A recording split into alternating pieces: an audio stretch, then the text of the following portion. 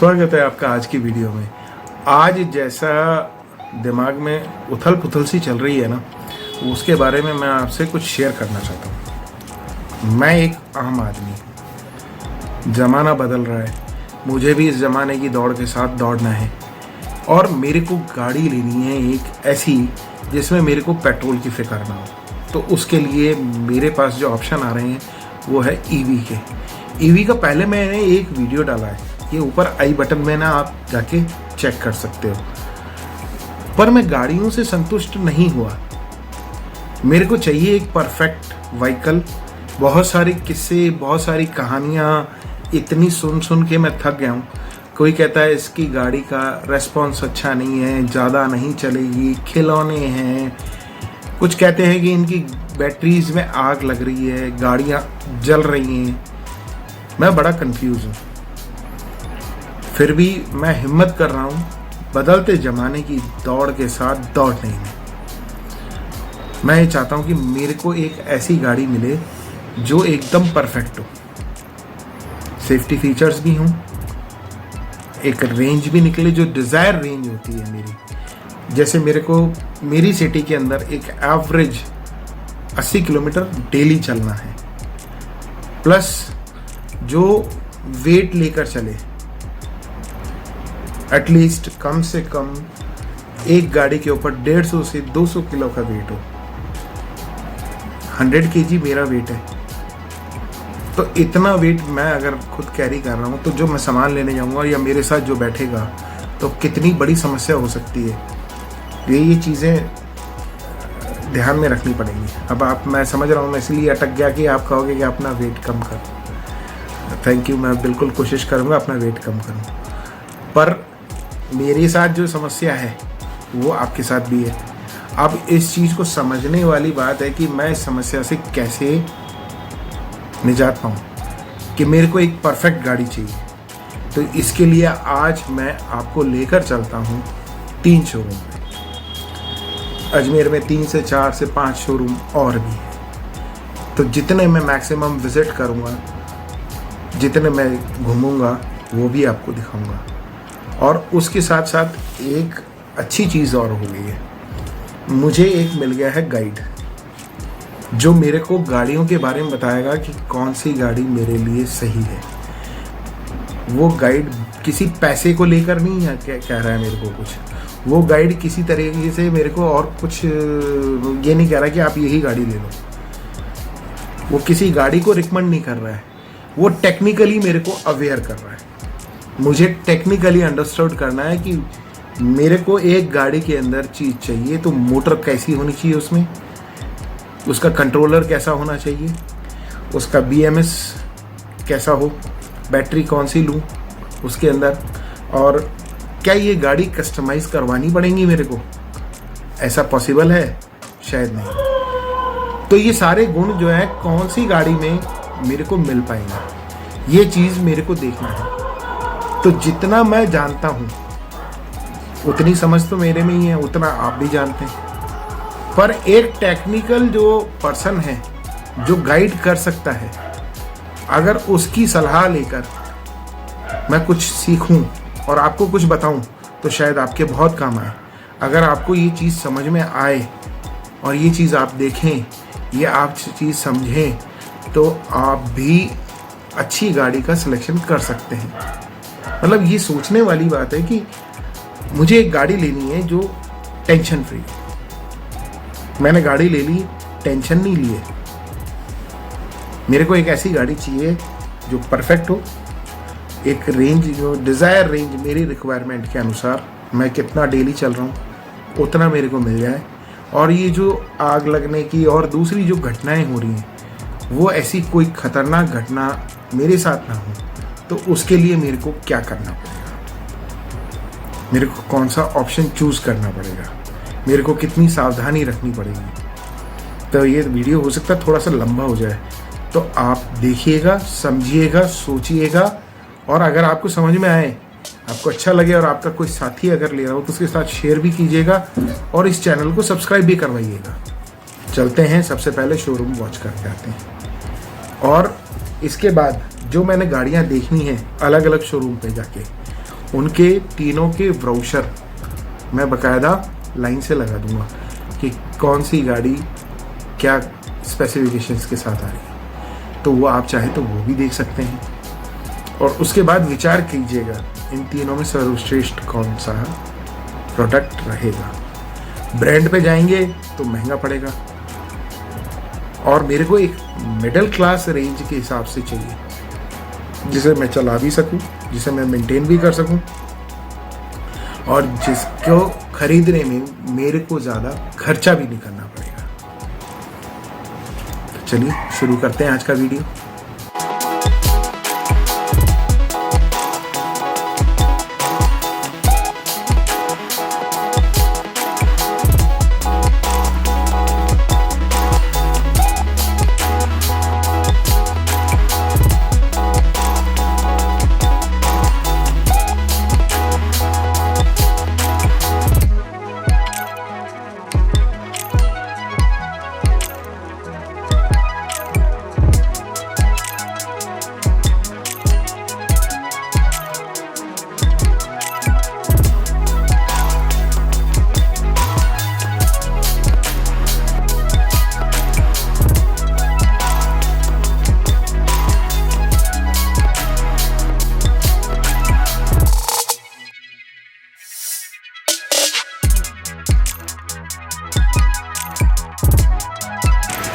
जैसा कि मैंने आपको बताया बाहर अभी कि जब गाड़ियां हमको लेनी हो तो हम क्या डिसीजन लें, तो इस मामले में मैंने सर से ही, जो आप इस जगह के ओनर भी हैं और इस बारे में बहुत अच्छी जानकारी रखते हैं, आप ये तक जानते हैं कि इसमें कौन सी चीज़ सही है और कौन सी चीज़ गलत है। 3 चीज़ें इम्पॉर्टेंट होती हैं एक इलेक्ट्रिक बाइक में, जिसमें मेन हो गया आपका हब मोटर, दूसरा हो गया आपका कंट्रोलर, तीसरा हो गया एक्सेलरेटर, चौथा एक पार्ट जो है वो एडिशनल होता है, जो कि आपकी इच्छा शक्ति पर निर्भर करता है कि आप उसमें जो बैटरी डालना चाह रहे हैं वो किस तरीके से डालना चाह रहे हैं। 3 तरह की बैटरियाँ यूज़ की जाती हैं, lead acid, lithium iron phosphate और लिथियम आयरन बैटरीज। अब ये जो 3 तरह की बैटरीज हैं, ये तीनों अपने अपने सेगमेंट के अंदर अपनी अपनी गुणवत्ता और अपनी अपनी परफॉर्मेंस रखती हैं।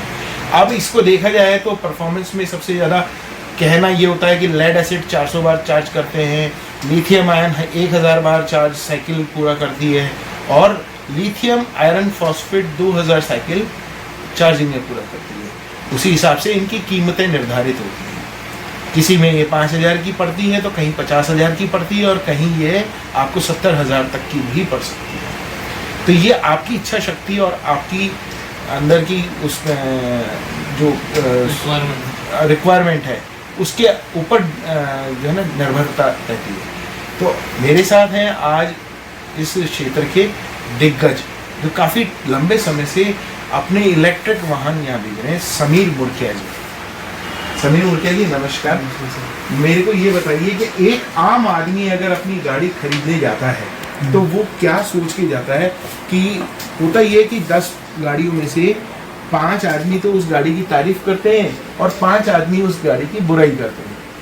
अब हम ये टेक्निकल कैसे अंडरस्टूड करें कि ये गाड़ी मेरे लिए जो मैं ले रहा हूँ, मेरे को इस कॉन्फ़िगरेशन में इस तरीके से देखने पर, ब्रोशर देखने पर समझ में आ जाए कि ये गाड़ी यहाँ सही है और ये गाड़ी यहाँ मेरे लिए उपयोगी नहीं है। अगर मैं उसका उपयोग करना चाहता हूँ तो इसमें मेरे को किन विशेष बातों पर ध्यान देना पड़ता है और लेने के बाद क्या क्या सावधानियाँ रखनी चाहिए जो कि गाड़ी की वारंटी को भी ख़राब ना करें और गाड़ी को कंटिन्यूटी में मेरे को लाइफ लॉन्ग तक बेनिफिट देती है। तो आप बता सकते हैं कि क्या करना चाहिए? बिल्कुल, सबसे पहले तो अपन जैसे जो भी गाड़ी सेलेक्ट करते हैं उसमें जब भी हम लोगों का डिस्कशन होता है, हम लोग सबसे पहले कस्टमर से उसकी रेंज पूछते हैं, फिर उसकी यूजेस पूछते हैं, उसके अकॉर्डिंग हम लोग आगे उसको गाइड करते हैं कि आपका बजट क्या है। लास्ट हम लोग बजट के ऊपर जाते हैं। जैसे कस्टमर का बजट कम है तो लेड एसिड, उसका बजट थोड़ा सा है कि हाँ मेरे को अगर मैं थोड़ा इन्वेस्ट करता हूँ और मेरे को उसमें लिथियम मिल जाए तो लिथियम की लाइफ साइकिल अच्छा होता है।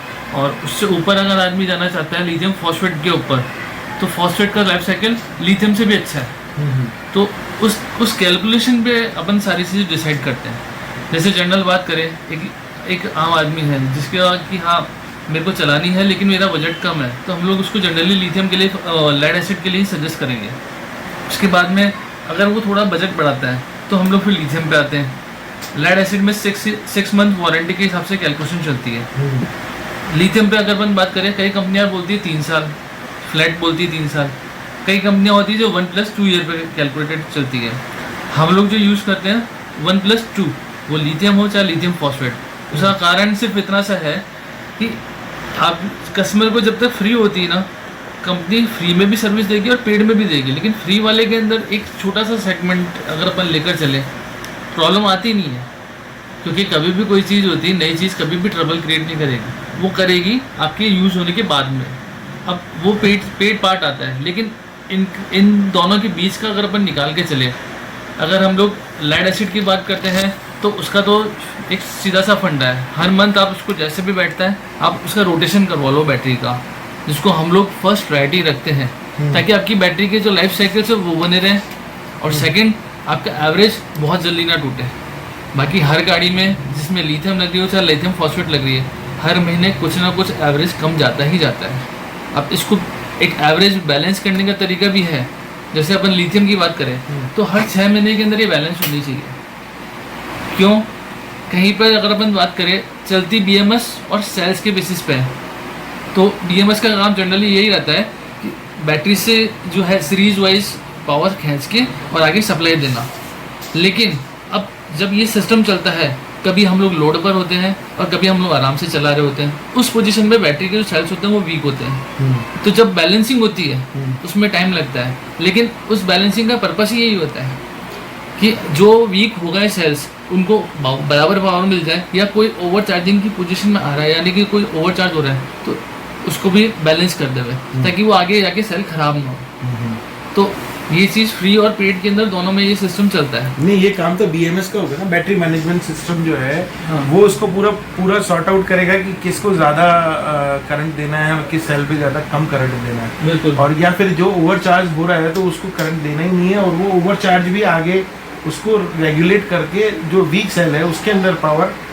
अच्छा, इसमें जो एक होता है आजकल बड़ा फंडा चल रहा है कि फास्ट चार्जिंग एक होती है, आपने स्लो चार्जिंग।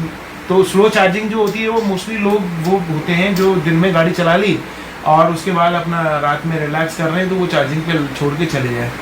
तो इसमें भी बैटरी पे कुछ इम्पैक्ट आता है क्या, और या बैटरी साइकिल पे कुछ फर्क पड़ता है? 101% इम्पैक्ट आता है। जितना स्लो चार्जर होगा उतने उसकी जो साइकिल है वो ज़्यादा पावर पे काम करेंगे। यानी कि अगर हम लोग एक एवरेज कैलकुलेशन लेके चलते हैं कि अगर लेड एसिड है, आज के टैग में 2.7 चार्जर से 3.2 पे आके खत्म हो जाती है। अब इसी में कई जने 5 एम्पीयर का चार्जर भी दे देते हैं। अच्छा, नो डाउट वो चार्ज करेगा, लेकिन वो जो बैटरी की हम लोग 6 मंथ की बोलकर चल रहे हैं, वो जो वारंटी में है, उसके बाद करीब ओवरऑल बात करें 1.5 साल तक ये बैटरी चल जाती है। लेकिन सच्चाई ये है कि अगर हम उसको फास्ट चार्जर पे यूज़ करेंगे ना, वो 6 मंथ बाद ही बैटरी आपकी एंड पोजीशन पे जाएगी, एवरेज टूट जाएगा, बल्ज हो गई। वारंटी के देने में कंपनी को काफ़ी इश्यूज होते हैं, वो नहीं कर पाती हैं, और उसके अंदर ओवरऑल होता है यार गाड़ी ख़राब है। अब हम लोग इसका सॉल्यूशन ये निकालते हैं कि अगर जैसे 2.7 एम्पीयर लेड एसिड में हम लोग चार्जर यूज़ कर रहे हैं और मंथली उसका रोटेशन कर रहे हैं, 4 बैटरी है, 5 बैटरी है, 6 बैटरी है, आपको ट्रबल आनी ही नहीं है। रोटेशन का तात्पर्य क्या हुआ? यानी कि जैसे इसमें 4 बैटरी लगी है तो 1 2 3 4 नंबर हम लोग इस पर करके चलते हैं। हाँ। अब जैसे फर्स्ट बैटरी है, उसको निकाल के वो लगा अपन ने 4th की जगह, सेकंड वाली आगे आ जाएगी। क्योंकि क्या होता है, प्लस माइनस चलते हैं। हाँ। एक पे लोड रहता है, एक जो पावर पे रहता है, और एक चलता है नॉर्मल के ऊपर। तो अगर हम लोग इसका रोटेशन कर लेते हैं तो बैटरी खराब होने के चांसेस करीब खत्म ही हो जाते हैं। अच्छा, अगर मान लीजिए जैसे इसमें लेड एसिड थे तो एक ही बैटरी है, उसको रोटेट कैसे करेंगे? सर लेड एसिड जैसे 48 वोल्ट से स्टार्ट है अपने पास जो गाड़ियाँ आती है, तो उसमें उनमें 4 बैटरियाँ ही लगेगी लेड एसिड में।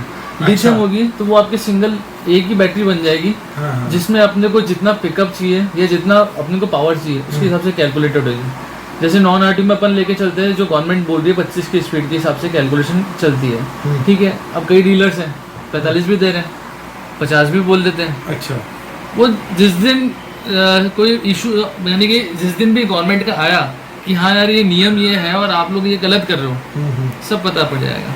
लेकिन अभी जो हमें एहतियात रखना चाहिए वो यही लो स्पीड के हिसाब से उसकी मोटर होती है, उसके हिसाब से उसका कंट्रोलर होता है और कैपेसिटी भी उसी हिसाब से होती है। हम लोग लो स्पीड की गाड़ी लो स्पीड के हिसाब से इसको कैलिब्रेट करके चलें। पर आजकल की जो दौर है वो बच्चे देखें आप तो जो पल्सर से उतर कर नीचे आ रहे हैं, पल्सर से भी ऊपर जाने की सोच रहे हैं, अब उनको चाहिए हाई स्पीड।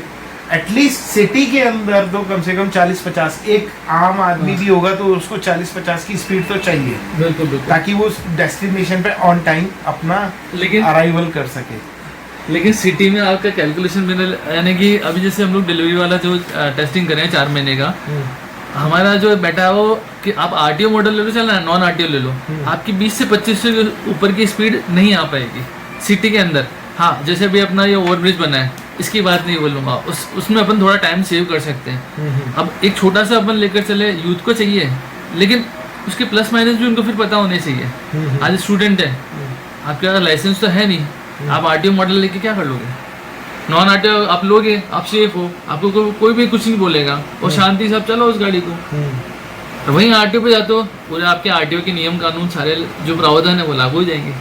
और सेकंड, सिटी के अंदर आप तेज चलाते हो तो वहाँ पर वैसे भी अभी वो लगने वाले हैं स्पीड लिमिट्स के जो है ना सिस्टम, चालान आपके सेकंड में बनेगा, कैमरे लगे चुके हैं, कई लोग घर चालान पहुँच चुके हैं।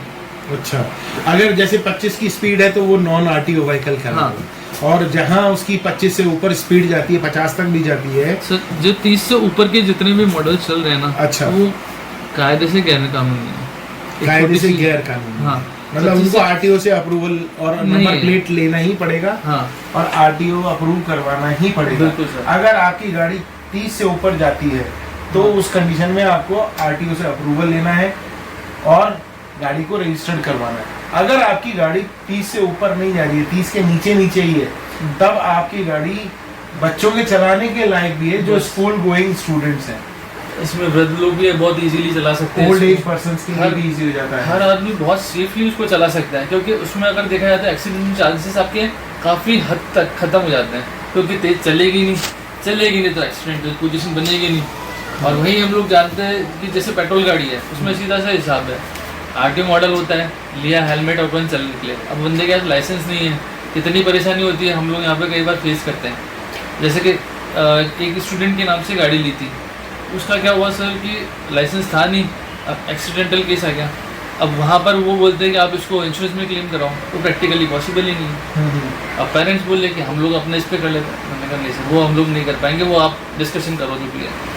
सर्वे ने फिर वो सीधा जब बात हुई, सर्वे ने सीधा इसको रिजेक्ट कर दिया, बोले सर ये क्लेम नहीं बनेगा। कारण जब लाइसेंस नहीं है, पहली बात तो आप गलती कर रहे हो, आपने स्टूडेंट को गाड़ी दे रखी है और उसके बाद के अंदर ये चीज़ और आप करा रहे हो अननेसेसरी, यानी कि ऐसा फेवर कोई क्यों करेगा। अच्छा, इसमें जो मान लीजिए नॉन अप्रूव्ड आरटीओ व्हीकल जो बेच रहे हैं वोकल फॉर लोकल के तहत, हाँ। तो उसमें जैसे अब मान लीजिए 25 से ऊपर वो चल नहीं रही है गाड़ी, हाँ। और दौराने ड्राइविंग उसका एक्सीडेंट किसी बड़े व्हीकल से हो जाता है, तब वो इंश्योरेंस कंपनी क्या उसका क्लेम पे करने के लिए लायबल है? सर कायदे से बात करें तो नहीं बनता है, लेकिन ये चीज़ इतना टैली नहीं करते लोग बात। अगर जैसे सर्वे की भी बात करें ना, कुछ सर्वे हैं जो बहुत अच्छी जानकारी रखते हैं, कुछ हैं जिनको पता नहीं है, वो कर देते हैं उस चीज़ को पास। अच्छा, मतलब व्हीकल का इंश्योरेंस तो पास हो गया, अगर कोई कैजुअल्टी होती है, मान लीजिए कोई लॉस हो जाता है, तो उस कंडीशन में भी अप्रूवल पास होते हुए देखे हैं आपने? नहीं सर, नहीं होता है उस पोजीशन के अंदर। तो ये पूरा फिर अगर उन्होंने जब गाड़ी चेक करी, उसके अंदर स्पीड खुली हुई मिलती है और ऐसा कोई क्लेम नहीं, स्पीड भी खुली हुई नहीं है, स्पीड बंधी हुई है, तो पहली बात तो उस गाड़ी का इंश्योरेंस होगा, उस गाड़ी में क्या कवर हो जाएगा, वो बंदा जो जिसका लॉस हुआ है, जो बंदा खत्म हुआ है, मान लीजिए कोई ओल्ड एज पर्सन है, वो जा रहा है और उस गाड़ी पे जा रहा है, उस गाड़ी का एक्सीडेंट हो जाता है, वो नीचे गिरते हैं और उनकी डेथ हो जाती है, तो उस कंडीशन में क्या इंश्योरेंस कंपनी वो डेथ जिसकी हुई है उसका भी क्लेम देगी? सर अपने पास जो पॉलिसीज आती हैं, अभी व्हीकल इंश्योरेंस की अपन बात करें तो व्हीकल इंश्योरेंस के अंदर ये चीज़ रहती है, लेकिन वो व्हीकल से रिलेटेड होता है। अब इसके अलावा जैसे अपन पॉलिसीज़ की बात करें, उसमें एक पालियन राइडर का आता है, एक सेल्फ राइडर का आता है। हाँ। जब हम इसको कवर कराते हैं, थोड़ा सा कॉस्ट बढ़ता है, वो चीज़ हम लोग लेते हैं, तो उसके अंदर भी हम लोग कवर कर सकते हैं। अच्छा, मतलब नॉन आरटीओ व्हीकल में ये पॉसिबिलिटी है? कि आप अगर उस दौरान ड्राइविंग अगर किसी की डेथ हो जाती है तो उस बंदे को भी बिल्कुल उसको Death क्लेम claim मिलेगा, मिलेगा। लेकिन वो पॉलिसी उसमें होनी चाहिए। अच्छा, वो पॉलिसी होनी चाहिए। होनी चाहिए। वो जनरली आदमी व्हीकल का करा रहा है और लाइफ इंश्योरेंस आदमी अलग करा के चलता है। कुछ कई जने हैं जैसे वो एक्सीडेंटल वाला कराते हैं, कई कराते हैं कि मेरे जैसे सडनली कोई डेथ हो गई, उसके हिसाब से सबकी पॉलिसीज अलग अलग है। अब हम लोग हमारी इसमें क्या एड ऑन कराते हैं ऊपर सारी चीज़ें डिपेंड करती है, क्योंकि व्हीकल इंश्योरेंस में सिर्फ और सिर्फ व्हीकल के जो पार्ट्स हैं, व्हीकल है वो कवर होता है। बात से याद आया, हम अपने वास्तविक मुद्दे से तो हट ही गए। मैंने स्टार्टिंग में बात करी थी कि हब मोटर आजकल देखा जाए तो अलग अलग वॉटेज में आ रही है। बिल्कुल। जैसे नॉन आरटीओ व्हीकल है तो उसमें कम वॉट की मिलेगी आपको, और जहाँ उसका वॉट ज़्यादा 750 वॉट से ऊपर मोटर लग जाती है तो शायद वो आरटीओ से अप्रूव कराना नेसेसरी है, आवश्यक है।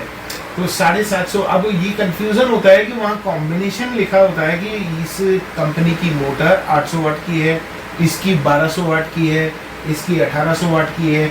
इवन दो अब तो आप कई आपकी कंपनी में देखा जाए, आपकी ब्रांड में जो देख रहे हैं हम, उसमें 2500 वाट तक की मोटर अवेलेबल है, बिल्कुल मॉडल आ गए हैं। तो इस वॉटेज से बैटरी की लाइफ पे या स्पीड के ऊपर या रेंज के ऊपर, क्योंकि हमारी भी रेंज होती है कि हम कम से कम एक सिटी में, नॉर्मल सिटी में तो 50 किलोमीटर चलना है, मेट्रो में है तो सब हमको कम से कम मान के चलिए 70 तो चलना ही पड़ता है पूरे दिन में। 70 की अधिकतम की सीमा नहीं बता रहा हूँ मैं, न्यूनतम सीमा बता रहा हूँ। अब जैसे अगर छोटी सिटी में है तो आप 50 किलोमीटर तो पूरे दिन में राउंड अप करेंगे 40 से 50 आराम से, 50-60 किलोमीटर, और बड़ी मेट्रो सिटी में है तो 70 किलोमीटर तो आसानी से पूरे हो जाते हैं, पूरे दिन में पता भी नहीं लगता है। तो क्या ये बैटरी की रेंज, मेरी एक आम आदमी की जो पूछ है वो ये है कि मेरे को चाहिए 70 किलोमीटर की रेंज, 80 किलोमीटर की रेंज, कंपनी क्लेम करती है 100 किलोमीटर की रेंज, और जब हम उसको लेके जाते हैं और थोड़े टाइम बाद पता लगता है हमारी रेंज तो डाउन हो गई, उसको भी सॉल्यूट नहीं कर पा रही कंपनी। 50 किलोमीटर मुश्किल से चलती है। कभी किसी की शिकायत मैंने ये भी देखी है कि 45 किलोमीटर चल रही है। तो इसका जो प्रॉपर सॉल्यूशन क्या है, आप क्या कहना चाहते हैं कि मेरे को हब मोटर इस रेंज में लेनी है, मेरे को बैटरी का भी ध्यान रखना है, मेरे को चार्जिंग का भी ध्यान रखना है, उसके बारे में आप क्या बताना चाहते हैं? सर जनरली अपन बात करें नॉन आरटी मॉडल जैसे 25 तक की स्पीड की सबसे वैलिड है ना, तो उसके अंदर सिस्टम क्या चलता है 20 से 25 पे गाड़ी हमारी चले, लेकिन सिस्टम एक रहता है इस इलेक्ट्रिक स्कूटर को चलाने का कि एक्सीलेटर दिया हमने, रनिंग आई, इसको ड्रॉप करके फिर हम लोग उसको लॉक कर दें। जैसे हमने उसको 25 तक लिया, ठीक है, उसको एक्सीलेटर को धीरे धीरे हमने ड्रॉप करा और हल्का सा एक्सीलेटर देके कांस्टेंट कर दिया कि जैसे 25 की है तो हमें 19 पर चलना है, उस पोजीशन के अंदर आपका एवरेज मिलेगा। एक जना 50 से 70 किलो तक की बात कर रहा हूँ मैं। जनरली कभी भी कोई कंपनी टेस्टिंग करती है सिंगल वे करती है, उसी के हिसाब से सारी कैलकुलेशन चलती है। सेकंड जाते हैं अपन आरटीओ मॉडल के ऊपर, उसके अंदर जो सीन होता है, आप अगर फर्स्ट गियर पे लेके चलते हैं तो 25 से 30 तक की स्पीड दिखाते हैं, इससे ऊपर जाते हैं तो 50 की भी है और 80 भी जाती है। और ओला एथर की अगर अपन बात करें तो इसमें 4 मोड चलते हैं, चारों मोडों के हिसाब से उनकी सबकी अलग अलग फ्रीक्वेंसी और हिसाब से स्पीड है। लेकिन अगर अपने को प्रॉपर एवरेज चाहिए तो उसका एक छोटा सा सिस्टम जो मेरे समझ आता है, एक्सीलरेटर देके ड्रॉप करा हमने और कांस्टेंट चलना है तो एक स्पीड हमने फिक्स करके उसको हल्का सा एक्सीलरेट करके रख लिया। अब उसके अंदर क्या होगा, आपका पावर कंजम्पशन इनिशियल लेवल पे आपको पिकअप चाहिए, वो आपको पिकअप मिल गया, अब आपका पावर कंजम्पशन हो गया कम, तो हमने जहाँ स्पीड कांस्टेंट कर दी वहाँ का एवरेज ऑटोमेटिक मिल जाएगा। हम लोग जो प्रैक्टिकल ये ट्रायल लेते हैं, जो हम लोग सिस्टम से काम करते हैं, वो सिस्टम ये रहता है। और इससे सबसे बड़ा प्लस पॉइंट, आपकी बैटरी पे लोड नहीं पड़ेगा, कंट्रोलर पे लोड नहीं पड़ेगा, गाड़ी ऑटोमेटिकली लंबी चल जाएगी। ये सबसे बड़ा प्लस पॉइंट है इलेक्ट्रिक स्कूटर्स का। अब मोटर का क्या रूल रहेगा इसमें? 800-1200 वाट की जो है अभी ये दे रहे हैं सर, जैसे वो तो मॉडल के ऊपर डिपेंड करता है। आदमी को पिकअप ज़्यादा चाहिए तो उसमें मोटर कंट्रोलर हैवी आ जाएंगे, अगर हमें एवरेज ज़्यादा चाहिए तो एवरेज के हिसाब से कैलकुलेशन लग जाएगी। तो आम आदमी को कितने किलोवाट तक की मोटर लेनी चाहिए? मतलब 1200 वाट तक की, 800 वाट तक की? सर 250 वाट की मोटर सिटी में चलने के लायक है। उससे ऊपर अपन जाते हैं तो कम से कम 800 वाट की मोटर होना चाहिए। लेकिन मोटर लेने के पहले भी आपको कई चीज़ें देखनी पड़ेगी, लाइक इसका जो कैपेसिटी है मोटर की, अपन बात करें अलग अलग टाइप से आती है। एक रेंज वाइज बात करता हूँ मैं, मोटर जो स्टार्ट होती है 10,000 से लेकर तक 15,000 तक की रेंज में आती है। लेकिन उसका क्या क्या कैलकुलेशन है वो हमें नहीं पता होता है। अब मोटर जब हम लोग लेते हैं तो उसके अंदर बात करें तो उसका सिस्टम होता है कि इतने टाइम में खुलकर वो साफ भी होनी चाहिए, हम लोग वो नहीं कराते हैं। हम उसके नट होते हैं मंथली, वो भी जब लेड एसिड हो चाहे लीथियम हो, जब सर्विस होती है उस टाइम में वो टाइट होने चाहिए। कारण हमारी गाड़ी जब पानी में चलती है ना, उस टाइम के अंदर क्या होता है कि मोटर गर्म होती है फिर ठंडी होती है।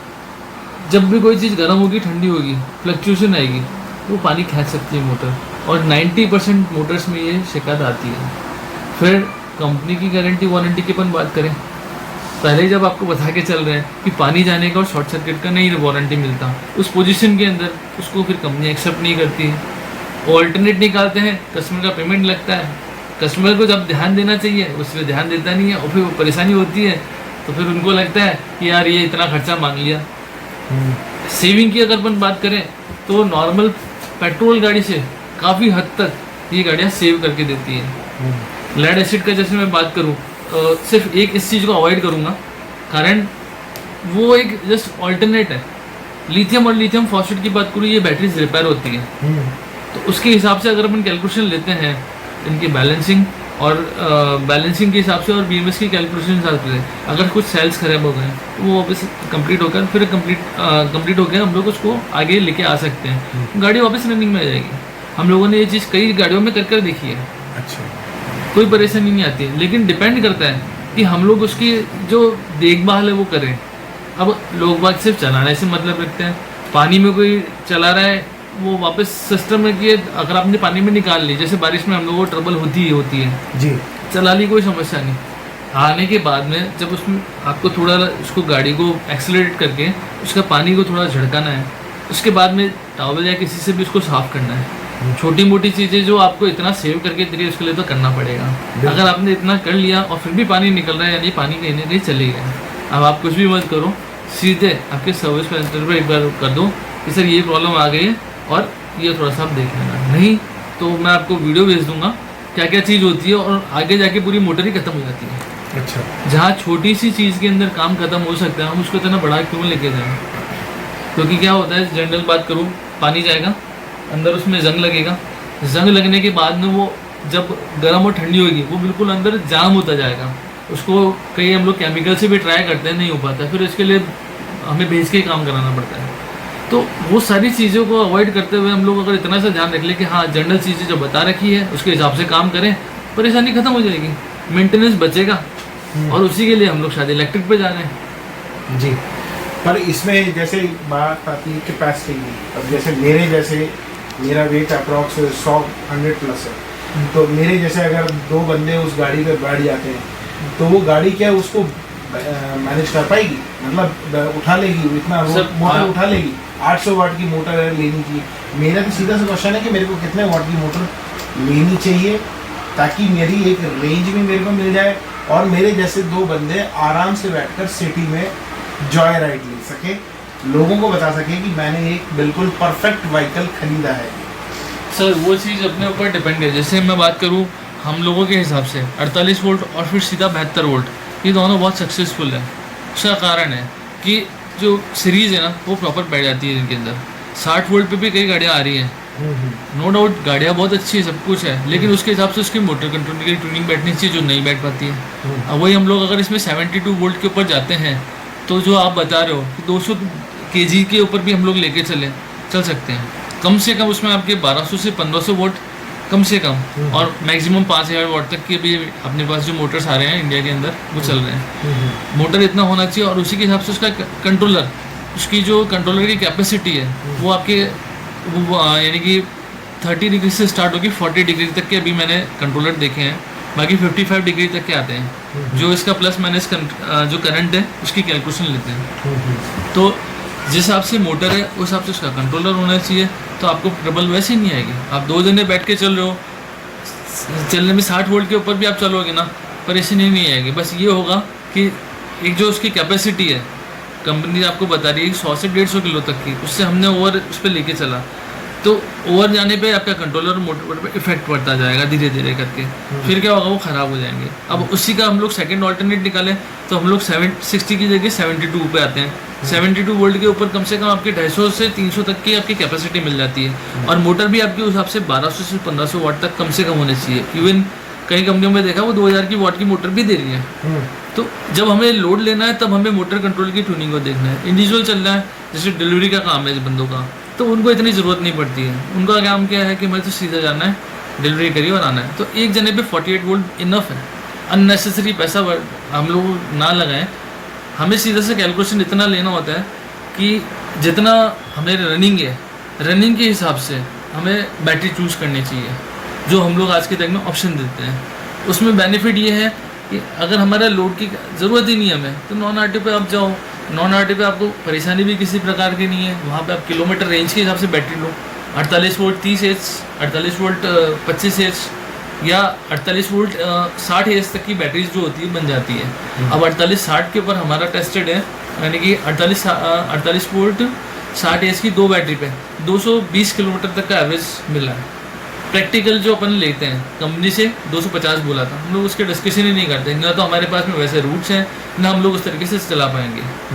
और अगर हम इस तरीके से चलाते हैं तो जो कंपनी बोलती है ना सर, वो एक्चुअल है।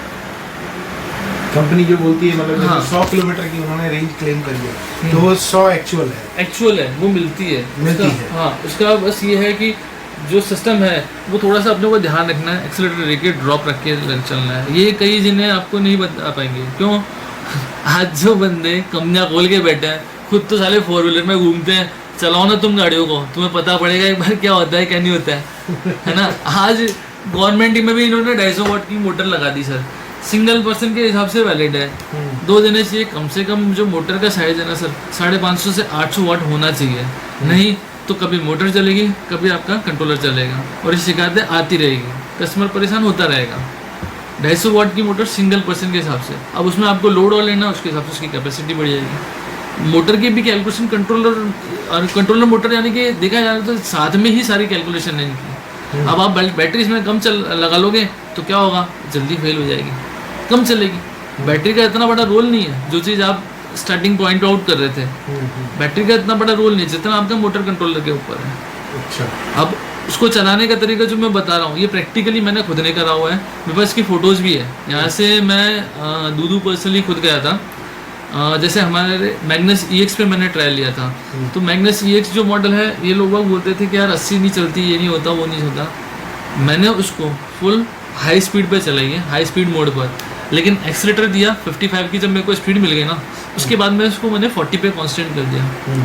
79 किलोमीटर का मेरे पास स्क्रीनशॉट है न्यू गाड़ी का। अच्छा।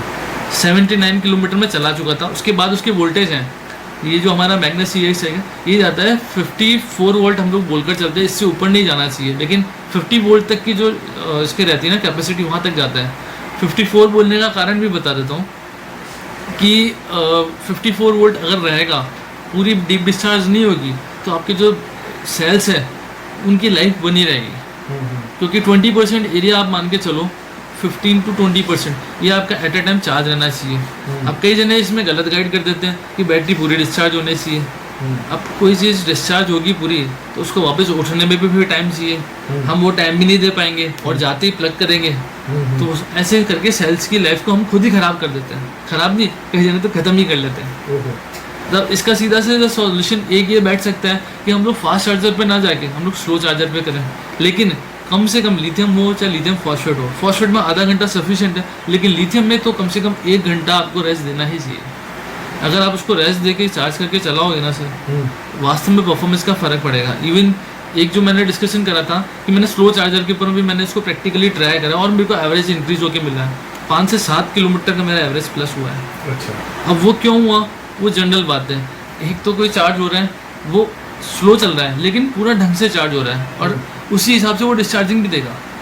और वहीं हम लोग फास्ट चार्ज करें तो वो ऊपर से चार्ज होगा, वो अंदर तक चार्ज नहीं हो पाएगा, और बार बार चार्ज नहीं होगा, सेल्स की लाइफ वैसे भी खराब होगी। ये तो ठीक उस तरह से हो गया कि एक तो आप फटाफट ठूस के खाना खा रहे हो, पेट खराब होने और या तो वो पचेगा नहीं और बाहर आ जाएगा, और पचेगा तो पेट खराब हो जाएगा। बिल्कुल, बिल्कुल। और अगर एक तरीके से बैठ के और जिसे कहते हैं ना चबा चबा के खा रहे हैं, तसल्ली से खाना खा रहे हैं, तो वो खाना शरीर को भी लगेगा और ताकत भी देगा आपको। बिल्कुल बिल्कुल। तो ये तो गाड़ी के साथ भी ऐसा कुछ नजर आ रहा है। बिल्कुल वही तो चीज़ है आपको सर। हमेशा स्लो चार्जर पे ही गाड़ी को स्विच करना जितना अच्छा रहे, यानी कि जितना स्लो चार्जर आप यूज़ करते हो ना सर, तो इतना बैटरी का स्ट्रॉन्ग लाइफ मिलता है। प्लस थोड़ा सा एक चीज़ का रखिए सर इसमें कि सभी जने जैसे 3 साल की लाइफ कंप्लीट हो गई, पड़ेगा। कंपनियां बोलती है बैटरी ख़त्म हो गई, कोई दिक्कत नहीं सर, बैटरी ख़राब नहीं होती ना ख़त्म होती। हाँ, सेल्स ख़राब हो सकते हैं, उसका BMS ख़राब हो सकता है, ठीक है, और उसी के बेसिस पे पूरी बैटरी चल रही है। तो अगर कुछ रहता है तो अपन इस बैटरी को अपने लेवल पर वापस डायग्नोज करके जो भी नॉमिनल चार्ज होता है उस पर वापस रिपेयर करके दे सकते हैं। वापस इन फ्यूचर वो बैटरी चल जाएगी, लेकिन उसमें टाइम लगता है। अगर हम लोग को जल्दी ना करें तो कई बार महीना भर भी लग जाता है, क्योंकि जैसे सीरीज होती है, सीरीज़ के हिसाब से उसकी बैलेंसिंग होती है, उसी हिसाब से उसकी कैलकुलेशन चलती है। कभी कभी ये रहता है कि 5 से 7 दिन में ही बैटरी तैयार हो जाती है। क्यों?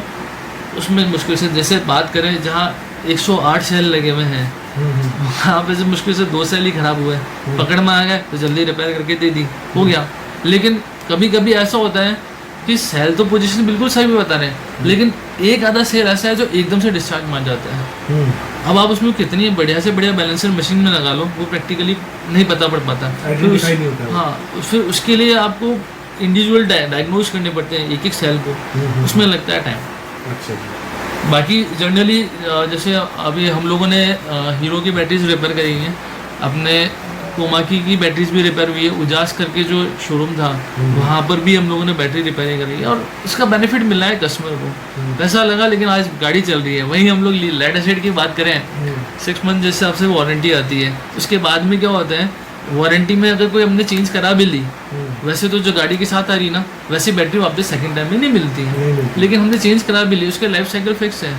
अगर हमने अच्छे से मैनेज करके चले तो ठीक है, अगर हम मैनेज करके नहीं चल पाए तो वो बैटरी जल्दी ख़राब हो जाएगी। अब यही लिथियम में अगर अपन बात करें तो सेल के हिसाब से उसके कैलकुलेशन है, जो कि आपको अभी हम लोगों ने जो कराया था 10 सेल का था, लेबर प्लस BMS का कुछ छोटा मोटा था, वो करके करीब 7,500 में वापस बैटरी तैयार हो गई। और वहीं हम लोग लेड एसिड पे जाते हैं, कम से कम 15,000 रुपये का पड़ता है, तो सस्ती लिथियम ही पड़ती है, या लिथियम फॉस्फेट। क्योंकि बस सिस्टम ये ध्यान रखना है हमें कि हमें इसको 6 मंथ के अंदर वापस बैलेंसिंग करवानी है। अच्छा। अगर हमने इतना काम कर लिया ना तो इश्यूइंग सारा हो जाएगा। लेकिन ये होता है चार्जेबल बेसिस पे, तो कई डीलर्स बताते हैं, कई को तो पता भी नहीं है, और कई यानी कि कस्टमर को बोल के देते हैं, कस्टमर सोचता है कि यार ठीक है भैया आप तो चलने दो, तो वो आगे से आगे अपनी प्रॉब्लम जनरेट हो जाती है। अच्छा सर, ये तो बैटरी की आपने जो जानकारी दी है ना, बहुत अच्छी और बहुत सुलझी हुई जानकारी है। मेरे को लगता है कि आपको भी ये पूरा ब्लॉग अच्छे से देखना चाहिए, और आपको ये अगर पसंद आ रहा ना तो आप इसको लाइक, सब्सक्राइब और अपने दोस्तों के साथ तुरंत शेयर करना शुरू कर दो, ताकि उनकी भी नॉलेज इस फील्ड में बढ़े। हम कोई चीज़ खरीदने जा रहे हैं तो हमारे को बेसिक्स पता होनी चाहिए। हम आम आदमी हैं, हम लेमैन हैं, हमको गाड़ी सुंदर लग रही है, हमको डीलर ने क्या बोला, हम वो लेके आ गए और 6 महीने बाद चौपट हो गया मामला। ऐसा नहीं है, कुछ चीज़ें हमारे को भी सीखनी ज़रूरी है। भैया अगर रोटी खाते हैं तो रोटी कैसे बनती है, आटा गूंदा जाता है, बेला जाता है, उसके बाद पकाया जाता है, तो वो तरीके हमारे को पता होने चाहिए। इसी तरह से हम कोई चीज़ लेने जा रहे हैं तो हमारे को पता होना चाहिए। मोस्टली सर क्या होता है, लोग जाके खरीद तो लेते हैं। अब मेरे जैसा सिटीजन शहर में रहता है, अवेयर में से मेरे से ज़्यादा नॉलेज गांव वालों को है, पर गांव के रास्ते आज भी कहीं कहीं कहीं ऐसे ख़राब होते हैं। वो छोड़ो जी, गाड़ी की बिल्ड क्वालिटी के बारे में बात करते हैं। गाड़ी की बिल्ड क्वालिटी कैसे डिसाइड होगी? आपने तो कह दिया कि कंट्रोलर ले लिया, बढ़िया ले लिया, मोटर हब आपने 800 से 1500 वाट के बीच में सेट कर दी, आपने बैटरी की लिमिट बता दी कि 48 वोल्ट से 60 वोल्ट तक की 72 वोल्ट तक की जो बैटरियाँ हैं one of the best glass conditions होती हैं। अब ये तीनों चीज़ें अगली, पर मेन तो ये होता है कि सामने वाला आ रहा है और ये हमारा है प्लास्टिक का कचकड़ा। प्लास्टिक का कचकड़ा ही कहेंगे हम तो, है ना। इस चीज़ को समझने वाली बात है, दिल पे मत ले लेना कोई। अब ये अगर चलते चलते ही झड़ जाए, किसी से टकराया, किसी से टल्ला पड़ा, मोस्टली सब गाड़ियों में होता है, तो उनकी बिल्ड क्वालिटी जो देखा जाए ब्रांड्स की जो पेट्रोल में आ रही है टू व्हीलर्स उनकी ठीक है, पर इनकी इतनी लाइट रखना और उसके बाद भी आइडेंटिफाई करना क्या तरीका क्या है, इनको कैसे देखा जाए कि मेरी गाड़ी गंदी भी ना दिखे और मैं अपना मेंटेन भी करूँ उसको। सबसे पहले गाड़ी का जो मेन पार्ट होता है वो होता है अपना चेचिस, और उससे रिलेटेड होती है इसकी स्विंग आर्म कैंची, जिस पे सारा सस्पेंशन काम करेगा। ठीक है, रियर सस्पेंशन पूरा उस पर चलता है, चेचिस के ऊपर आपकी पूरी बॉडी लगती है और उसी के बेस पे सारा ये काम है। अब हम लोग अगर एक जनरल बात करके चलें, चेचिस जो स्टार्ट होता है इलेक्ट्रिक सेगमेंट में वो होता है मात्र 12 किलो से। अब जैसे अभी हम लोगों ने जैसे 200 किलोमीटर की गाड़ी हम लोगों ने तैयार करवाई थी, तो उसमें चेचिस का वेट ही 24 किलो है। कितना? 24 किलो, जस्ट डबल। कारण क्योंकि उसमें बैटरी भी उसी लेवल की लगनी है। जब बैटरी उस लेवल की लगेगी, बॉडी का वाइब्रेशन सारा चीज़ सारा A to Z अगर अपन लेके चले सब चेचिस पर ही डिपेंड करेगा। और रही बात बॉडी जो प्लास्टिक के कवर और इसकी, तो ये डिपेंड करता है कि हम लोग किस टाइप से चीज़ें लेते हैं। जैसे जनरल बात करें, कस्टमर अगर बोलता है कि भैया कम रेंज में चाहिए, तो कम रेंज के अंदर फिर वो कचड़े आएंगे। एक अपने को चाहिए कि नहीं रेंज भी अच्छी हो और एक एवरेज क्वालिटी मिल जाए, तो फिर वो वैसी गाड़ी होगी। हम लोग अगर पेमेंट नहीं करना चाहें और हमें चाहिए बहुत कुछ जो हमारे यहाँ की टेंडेंसी है, तो वो प्रैक्टिकली पॉसिबल नहीं है, क्योंकि कितने ही ब्रांड्स आए और कितने ही मार्केट से साफ हो गए। उसका कारण सिर्फ यही रहा, सस्ता आया और निपट गया, और आज भी गाड़ियाँ चलाने वाले चला रहे हैं और परेशान हो रहे हैं। लेकिन वहीं हम लोग क्वालिटी की बात करें, ब्रांड्स क्वालिटी देते हैं, लेकिन सर्विस का जो इशू होता है वो टाइम पे सॉल्व हो जाए। सेकंड अगर अपन लेकर चलते हैं इसको एक जज करने का तरीका, सबसे पहले तो कस्टमर को ये हमें ये बात होनी चाहिए कि यार आपको चलना एक जने के साथ में या एट अ टाइम 2 जनों के हिसाब से चलना है। अगर हमें चलना सिंगल है तो मैंने बोला 48 वोल्ट इनफ है, उससे हम लोग हमारी रेंज एक्सटेंड भी कर सकते हैं। जो आज हम लोगों ने 24 kg का जो स्विचेस डिज़ाइन करवाया है, उसका सिर्फ एक ही यही पर्पस रहा है कि अगर हमें नीड है तो हम लोग एक बैटरी से काम करेंगे, नहीं तो उसमें एक स्पेस और है। अगर हमें नीड उसी से ज़्यादा की पड़ रही है तो हम लोग एक बैटरी और उसमें इंस्टॉल करा सकते हैं। वही दूसरी कंपनी के अंदर आप देखोगे एक सिंगल बॉक्स आता है, उसमें एक ही बैटरी लगती है, दूसरी बैटरी नहीं लगती है ना। तो हमने फ्यूचर की देखते हुए इस चीज़ को करा है। आज जो हम लोग गाड़ियाँ तैयार कर रहे हैं, आने वाले टाइम के अंदर उसमें ऑटो ट्रांसमिशन सिस्टम पे चलेगी। जैसे रिसेंटली हम लोगों को भी GPS टेस्टिंग है, 2 साल से हम लोग गाड़ियों के अंदर कई गाड़ियाँ हैं जो अच्छे उसमें चलती है, तो हम लोग उसमें ट्रैकिंग सिस्टम अटैच करके देते हैं। सेकंड लेकर चलते हैं ऑटोमेटिकली, जैसे हम लोग बात करें नाइट के अंदर कई बार हमारे स्विचेस ख़राब हो जाते हैं बारिश के टाइम के अंदर, या हमने घर पे गाड़ी धो ली, वहाँ पे हमारा स्विच ख़राब हो गया, उस पोजीशन के अंदर हम लोग उसमें ये कर रहे हैं कि पूरा जो आपका स्विच सिस्टम है वो हटा के उसको सीधा सेंसिंग मोड पे ले आएंगे। एक लेवल के बाद में जैसे ही लाइट डाउन हुई, वो आपको ज़रूरत ही नहीं पड़ेगी, ऑटोमेटिकली गाड़ी आपकी ऑन हो जाएगी। हाँ, मतलब एक तरह से ये देखा जाए कि हम अचानक से हम सीधे जा रहे हैं तो रेलवे अंडर ब्रिज बने हुए हैं मोस्टली, तो वो अंधेरे में घुप होते हैं अंदर। अंधेरा इतना होता है कि आप देख नहीं पाते हो अचानक से, तो वो जैसे ही उसमें सेंसर डिटेक्ट करेगा तो सामने ऑटोमेटिक लाइट चालू हो जाएगी उसकी फुल फ्लैश। और जितनी जैसे शाम हो रही है तो यार अब लाइट ऑन करूँ नहीं करूँ, वो एक संशय बना रहता है। हाँ, तो सेंसर ऑटोमेटिक डिटेक्ट करेगा और उसी हिसाब से कम ज़्यादा जो भी है वो उसका रोशनी का वो ऑटोमेटिकली ऑटोमेटिकली इसको करके आगे कर देगा।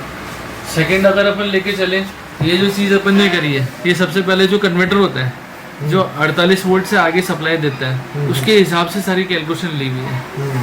अब जैसे मेरे पास अभी कई गाड़ियों का आया था कि इनमें साउंड सिस्टम है, तो हम लोग वो भी लगा के दे सकते हैं, लेकिन उसके लिए सिस्टम क्या होगा, पूरा कन्वर्टर से वायरिंग हमें आगे तक लेनी पड़ेगी।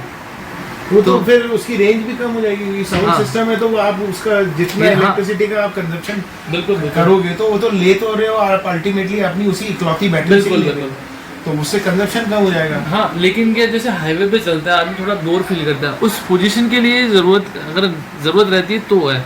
बाकी मेरा मानना ये है, जब गाड़ियों के अंदर USB चार्जर्स आने लग गए हैं, हम लोग अपना मोबाइल से ये काम करके दे सकते हैं, क्योंकि उसमें ऑलरेडी 2 से 5 वॉट तक की सप्लाई कंटिन्यू रहती है। इसमें रीजनरेशन का भी कुछ रहता है क्या? बिल्कुल, रीजनरेशन मतलब जैसे आजकल अभी देखा जाए तो टाटा ने और MG ने या हुंडई ने अपनी कोना इलेक्ट्रिक आयोनिक 5 किया कि E6 ये जो गाड़ी आ रही है इसमें क्या होता है, गाड़ी जब चल रही होती है अपनी रफ्तार से तो चल रही है, वो डिस्चार्ज कर रही है बैटरी को, पर जब अब मैंने एक्सेलरेटर छोड़ दिया तो वो जो व्हील, जब मैंने एक्सेलरेटर नहीं दिया उसको तो वो व्हील रोटेशन में, तो उसी वक्त ऑटोमेटिकली वो उसकी जो है ना रीजनरेशन, बैटरी के अंदर जितनी भी एनर्जी है, काइनेटिक एनर्जी को वो स्टोर करने लग जाती है अपनी स्टैटिक एनर्जी के अंदर या आपकी बैटरी एनर्जी के अंदर। तो वो क्या इस टू व्हीलर में भी ऐसा होता है या पॉसिबल है? बिल्कुल, टू व्हीलर के अंदर भी ये चीज़ होती है, लेकिन उसका सिस्टम इसी से मिलता जुलता है। जहाँ हम लोग वहाँ पर एक्सीलेटर को छोड़ देते हैं, रीजनरेशन चालू हो जाता है, उसी टाइप में इसमें भी होता है। लेकिन इसमें कहीं पर जैसे हम लोग ब्रेक यूज़ करते हैं, हमें पूरा उसको दबाना नहीं है, जस्ट हल्का सा प्रेस करके छोड़ना है, जिससे कि हमें एक क्या बोलना चाहिए कि बैकलाइट जो जस्ट ऑन हो जाए उस हिसाब से। और सेकंड, हमने एक्सीलेटर छोड़ दिया, कई गाड़ियों के अंदर ये सिस्टम भी होता है, हमने जहाँ एक्सीलेटर छोड़ा है ऑटोमेटिकली वो रीजनरेशन चालू हो जाता है। उसकी टेस्टिंग हम लोगों ने पुष्कर घाटी पे भी करी हुई है। नीचे हम लोगों ने वोल्टेज चेक करे, वो अलग थे, जब हम लोग पुष्कर घाटी से उतर कर आए उस टाइम में वोल्टेज अलग थे। उसकी फोटोज भी शायद मेरे पास मिल जाएंगी। तो जैसे अगर वो जो आप ब्रेक का सिस्टम बता रहे हो, तो मतलब अगर हम जनरली ब्रेक भी करते हैं तो उस समय एक्सेलरेट देने पे वो पावर कट कर चुका होता है, मतलब एक्सेलरेशन नहीं होता है गाड़ी का, आप ये कहना चाह रहे हैं। हाँ। और फिर उस कंडीशन में जैसे ही हम वापस टच करके छोड़ देते हैं, हाँ। ब्लिंक हो जाती है राइट, तो वो कंट्रोलर को पता लग जाता है कि अब पावर नहीं, अब रीजनरेशन करना है, तो वो मोटर के जो है वो रिवर्स कर देता है, आइडियल पोजीशन के अंदर वो रिवर्स कर हाँ करंट को सेव करना चालू कर देता है बैटरी के अंदर। और इसके बाद सेंसर का एक, जैसे अब आजकल ये हो गया है, फ्रंट जा रही है, रिवर्स जा रही है, तो ये कारों में तो सेंसर दे दिए इन्होंने। अब बारिश हो रही है साहब, अचानक बारिश हो रही है, तो बहुत ज़्यादा बारिश हो रही है, उस कंडीशन में क्या है ये सीन, कैसे बचाया है? हम लोग एक कोशिश जैसे करी थी कि हम लोग फ्रंट और रिवर्स सेंसर इसमें इंस्टॉल करें। फ्रंट सेंसर के अंदर क्या होता है कि जैसे हम गाड़ी चला रहे हैं, हाँ। और हमें कई बार बारिश के टाइम के अंदर हुआ, या जनरली भी हम लोग नाइट के अंदर जैसे लाइट बंद हो गई या कुछ भी नहीं दिख पाता है और हम लोग इम्पैक्ट हो जाते हैं, तो उस फ्रंट सेंसर का काम क्या रहेगा, वो आपको सीधे रिकॉग्नाइज करके आगे साउंड बना के दे देगा। अगर वो साउंड बना के देगा, आपको लग गया कि हाँ यार आगे कुछ ना कुछ है, तो वहाँ सेव हो सकते हैं। रिवर्स के अंदर अभी गाड़ियों में रिवर्स गियर तो दे दिए, लेकिन हमें पता कैसे पड़े पीछे कौन है नहीं है। हमने रिवर्स लेना चालू करा, पीछे किसी को इम्पैक्ट हो गई, फिर इशू बन सकता है। हम लोग अगर वही रिवर्स सेंसर भी इसमें अटैच करते हैं, तो जैसे पीछे जाएगी गाड़ी, वो रिवर्स सेंसर अपने आप साउंड करेगा, हम लोग वहाँ पे सेफ हो जाएंगे। फ्रंट रिवर्स सेंसर हम लोग ऑन कस्टमर डिमांड लगा रहे हैं, जैसे किसी को नीड है। अब जैसे ट्रैकिंग सिस्टम है, कस्टमर बोलता है अबे इतना पैसा मेरे को खर्च करूँ, लेकिन कुछ गाड़ियों में हम लोगों ने कंपल्सरी कर रखा है, सारा खेल कॉस्ट का सारा। हाँ, हम लोगों ने कुछ गाड़ियों में कंपल्सरी करना है, उसमें हमारा मार्जिन हमने कम कर दिया। उसका कारण सिर्फ इतना सारा, हमें हमारी गाड़ियों के ऊपर पूरा भरोसा है। हम लोग हमारी जो बैटरीज यूज़ ले रहे हैं अपने लेवल पे बनवा के ले रहे हैं, तो उससे हमें पता पड़ जाता है क्या हो रहा है क्या नहीं हो रहा है। इवन एक हम लोगों का यहाँ का रिकॉर्ड रहा है, जो हम लोग चीज़ डिस्कस कर रहे हैं वो प्रैक्टिकली आपको ज़्यादा मिलेगी, कम नहीं मिलेगी, लेकिन वो हमारे सिस्टम के साथ चलने पर, क्योंकि हम लोग कोई भी चीज़ यहाँ पे लाते हैं ना, उसके पहले खुद सेटिस्फाइड होते हैं। अगर हम लोग सेटिस्फाइड नहीं होते ना, वो चीज़ें आती खड़ी हो जाती है। मेरे पास कई गाड़ियाँ दिख जाएंगी जो ऐसी कैसी खड़ी है, क्योंकि मुझे पता है कि कस्टमर परेशान होगा तो आना तो हमारे पास ही है ना, तो हम लोग ऐसा काम ही क्यों करें। वही है, अनुशासन में ही सब कुछ सार है। अगर आप वेल डिसिप्लिन रहोगे अपने उस आइडल व्हीकल के साथ, तब तो वो आपके लिए सही है। अगर आपने जहाँ इनडिसिप्लिन शो कर दिया, वहाँ आप गए, वहाँ आपका नुकसान शुरू, और वहाँ आप दोष देना शुरू करोगे कंपनियों को कि यार ये तो बेकार है। अगर इलेक्ट्रिक तो लेनी ही नहीं चाहिए, तो उसका रीज़न सबसे बड़ा ये है कि हमारी गलतियों को हम एडमिट नहीं करते हैं। और हम अगर अपनी गलतियों को एडमिट कर लेते हैं और हम उनसे सीख लेकर अनुशासन के अंदर एक व्हीकल जो मेंटेन करना होता है वो करते हैं, तो हमारे लिए बहुत अच्छा बेनिफिट है। और एक तरह से देखा जाए तो ये वरदान है, यानी कि बहुत अच्छी कॉस्ट सेविंग है इसके हिसाब से, अगर अपन कैलकुलेशन लेके चलते हैं। क्योंकि जो कंपनी आपको 3 साल का या 5 साल के हिसाब से बैटरी करके दे रही है, तो वो बहुत लंबी R&D के बाद में सब कुछ हुआ है। हम लोग सोचे ना कि यार ठीक है चाइना का माल है, आया इंडिया के अंदर बिक गया, चलने वाले को चल रहा है, नहीं चलने वाले कचरा लेके आए, वो प्रैक्टिकली पॉसिबल नहीं है। आज हम लोग छोटी से छोटी चीज़ को भी देखते हैं ना, ठीक है चलो चाइना से भी चाइना में बहुत अच्छी क्वालिटी भी मिलती है, लेकिन हमारे इंडिया वाला लाते ही कचरा है। अब कचरा लाएंगे तो कचरे के हिसाब से बिकेगा। हाँ क्वालिटी आएगी, उसका रेट ज़्यादा होगा, उसके हिसाब से उसकी कैलकुलेशन होगी। अब जैसे हम लोग कई बार नोटिस करते हैं एक्सीडेंटल केस के अंदर कंट्रोलर फेल हो जाता है, गाड़ी नहीं चलती है। जब सिस्टम यही बना रखा है कि आपको जैसे चलाने का सिस्टम बताया कि इतने पे अपने को चलना है, कि जैसे 19 पे लिया हमने, कांस्टेंट स्पीड कर दी, अब हम उसको भगाने की कोशिश कर रहे हैं और कोई चीज़ से इम्पैक्ट हो जाएंगे। ब्रेक एक्सीलेटर जहाँ एक साथ काम करते हैं, मोटर भी एक साथ उसमें रनिंग में आ गई, उस पोजीशन के अंदर आपके कंट्रोलर में सीधे मॉसफेट छूट जाते हैं। अब मॉसफेट उड़ गए, इसका मतलब क्या हुआ, खरी हो गई आपकी गाड़ी। अब कारण तो हम ही हैं, कोई दूसरा नहीं है। अगर कंपनी में गाड़ी खराब होती तो आप चलाकर तो नहीं लेके आ सकते थे ना। तो इस तरह से तो ये अगर खड़ी गाड़ी अगर गिर भी जाती है तो उसमें एक तरह से झटका तो लग ही रहा है ना उसको भी। हाँ नहीं, उसमें लेकिन इतना इम्पैक्ट नहीं होगा कि गाड़ी रनिंग में है ही नहीं। हाँ। बैटरी की सप्लाई आगे मिल ही नहीं रखी है उसको। हाँ हाँ। अब वही हम लोग अगर लेके चले चलती गाड़ी के अंदर, अब चलती गाड़ी में कुछ भी हमने, जैसे कई बार होता है हम लोग खींच के ब्रेक लगाते हैं, हाँ। उस टाइम में रीजनरेशन भी चालू हो गया। हाँ। आपने ब्रेकिंग करी, इधर से कंट्रोलर भी उसको रोक रहा है, आपका ड्रम भी रुक रहा है। अब तीन चीज़ें एक साथ काम करती है। नॉर्मली अगर हम लोग थोड़ा थोड़ा ब्रेक करके लेके चलेंगे समस्या नहीं आएगी, लेकिन ये सब सारी चीज़ें एक साथ काम करती है तो आगे कंट्रोलर का बैंड जो है उसके मॉसफेट वो डिस्टर्ब हो जाते हैं, वो कई बार वैसे भी खराब हो जाते हैं। अच्छा। लेकिन कस्टमर अगर पूरी चीज़ को समझ के चले ना, सर मेरे पास रिसेंटली 2000 के आसपास का मॉडल पड़ा हुआ है जो आज भी रनिंग पोजीशन के अंदर है। अगर वो गाड़ी चल सकती थी तो ये तो डेफिनेटली आने वाले 10 सालों के लिए चल सकती है। अच्छा। जब तो इतनी पुरानी गाड़ी चल सकती है तो मतलब आपके पास 20-22 साल पुरानी बैटरी हाँ। वाली गाड़ी खड़ी है अभी? हाँ मेरे पास है, हम लोगों ने काम उसी पे देख के सीखा था। अच्छा। उसके बाद में फिर मैंने खुद ने चाइना से भी इंपोर्ट कराई थी गाड़ियाँ, हाँ। और वो मेरे पास है रनिंग में। धीरे धीरे हम लोगों ने पहले प्रैक्टिकल उसी पे करा, 2014 हम लोग उसी को सीख रहे थे। अच्छा। पेट्रोल गाड़ी के साथ में। उसके बाद हम लोग 15 में आए, वो भी क्या धीरे धीरे हमें समझ पड़ती गई कि कैसे क्या करना है। फिर हमने कस्टमर को सजेशन दिया कि यार आप ब्रेक और एक्सीलेटर पे मत जाओ, क्योंकि क्या होता है जब भी ये ज़्यादा होते हैं ना तो आपके पीछे की जो मोटर के और कंट्रोल के वायर होते हैं 3+3 6 वायर किसी कंपनी में साथ आते हैं, किसी में 3 अलग चलते हैं, वो हीट होने लग जाते हैं। क्योंकि जब भी लोड एक्स्ट्रा पड़ेगा तो वो हीट करेंगे, और हीट होके के बाद में जैसे एक अपनी पोजीशन से आउट हुए फिर वो गाड़ी खड़े होने के चांसेस बन जाते थे। तो उन चीज़ को ओवरकम करते करते इन्होंने अब वायरलेस कंट्रोलर पे भी आ गई कंपनियाँ। तो वो हुआ क्या, यानी कि एक हिसाब से अगर मैं बोले ना तो एक इम्प्रूवमेंट के बेसिस पे सारी चीज़ें आती जा रही हैं। ज़बान हिला के बोलना कि यार कुछ नहीं हो रहा है बहुत आसान है, लेकिन क्या हो रहा है उसके बारे में अगर आप नेट पे सर्च करो, कंपनी में जाकर देखो तो आपको बहुत सारी चीज़ें पता पड़ेगी। सर आज होता क्या है कि हम लोग लोगों के कहने पे ज़्यादा चलते हैं, हम प्रैक्टिकली उस चीज़ को देखना पसंद नहीं करते। अभी काफ़ी टाइम से मैंने खुद ने एक गाड़ी मेरी खड़ी कर रखी थी, उसमें मैंने कंट्रोलर चेंजेस वगैरह निकाल के रखा हुआ था।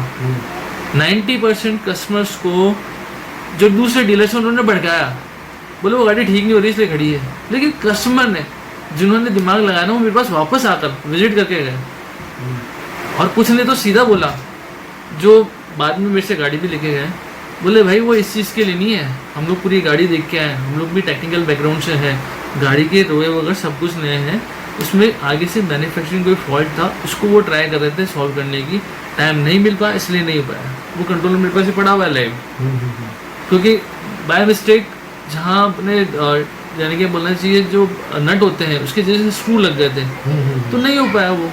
आगे मैन्युफैक्चरर को हमने डिटेल डाली, उसने बोला ठीक है निकाल के रख दो, अपन कर देंगे चेंज। लेकिन उस चीज़ का भी लोगों ने फ़ायदा उठाया, उस चीज़ का भी लोग जाके बोलते हैं ऐसा है वैसा है ये वो है, कोई मतलब वाली बात नहीं सर।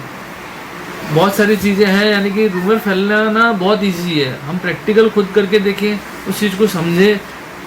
दिक्कत आती है तो हम लोग है ना, क्योंकि हम लोग जो चीज़ जहाँ दे रहे हैं ना वो सारा हम लोग कर चुके हैं, उसके बाद में सारी कैलकुलेशंस हैं। समीर जी आज आपसे बात करके बहुत कुछ जानने को मिला, और मैं समझता हूँ मेरे दर्शकों को भी बहुत कुछ जानने को मिला होगा। आपका तहे दिल से धन्यवाद, आपका इतना कीमती समय मैंने लिया। और